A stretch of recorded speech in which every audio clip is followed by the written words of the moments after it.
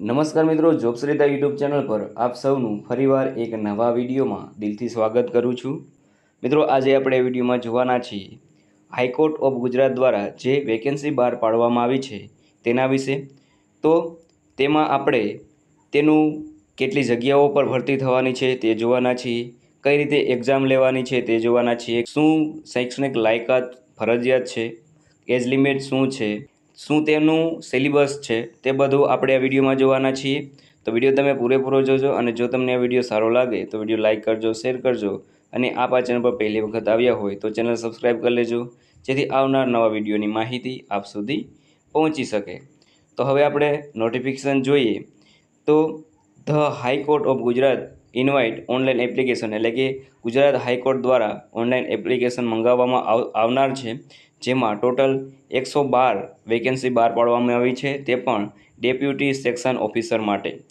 તેમનો pay matrix છે 39,900, એટલે કે ખૂબ જ મોટી રકમ કહેવાય। તો આ જે ભરતી છે તે ગુજરાત હાઈકોર્ટ દ્વારા ડાયરેક્ટલી કરવામાં આવે છે।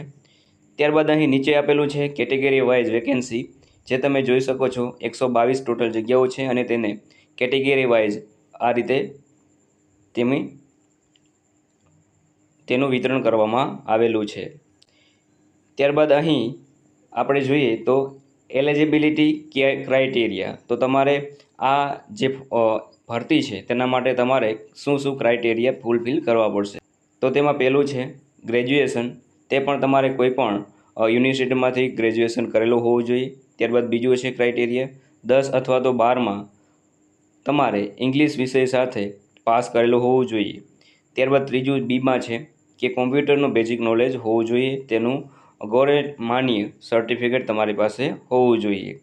ત્યારબાદ અહીં છે એજ લિમિટ, તો એજ લિમિટ છે તે 18 વર્ષથી લઈને 35 વર્ષ સુધીની છે અને તે તમારે જે ફોર્મ ભરવાની છેલ્લી તારીખ છે તેને તમારે ધ્યાનમાં રાખીને આ તારીખ જોવાની રહેશે। ત્યારબાદ અહીં ઉંમરમાં છૂટછાટ પણ આપેલી છે, તમે વિડીયો સ્ટોપ કરીને તે પણ જોઈ શકો છો કે કઈ કેટેગરી માટે કેટલી છૂટછાટ આપવામાં આવી છે। ત્યારબાદ રિઝર્વેશનનો પણ અહીં પોઈન્ટ આપેલો છે કે કેવી રીતે રિઝર્વેશન તમને મળશે, તે તમે વિડીયો સ્ટોપ કરીને વાંચી શકો છો।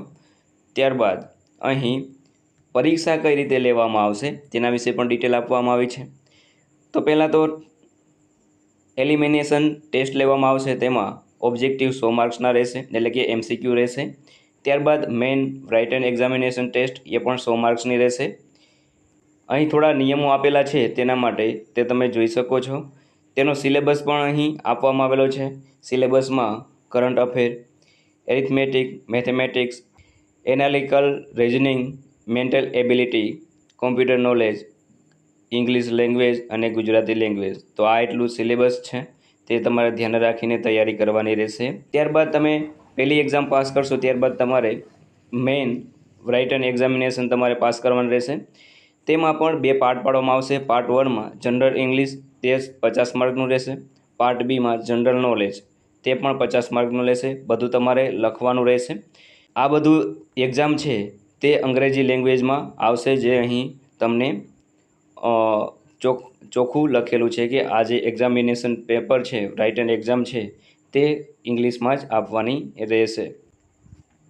ત્યારબાદ અહીં ઘણી બધી ડિટેલ આપેલી છે, જે તમે વિડીયો સ્ટોપ કરીને અથવા તો આ નોટિફિકેશન તમે વાંચી શકો છો।